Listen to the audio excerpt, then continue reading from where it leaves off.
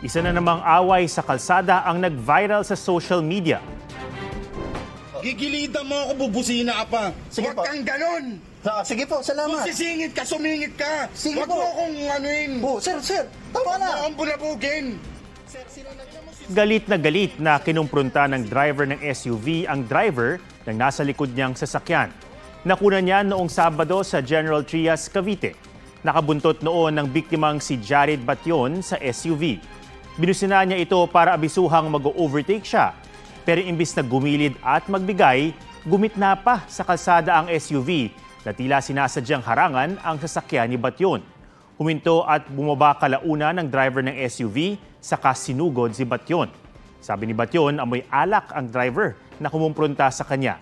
Napanood na ng LTO ang viral video. Iniimbestigahan na raw ito.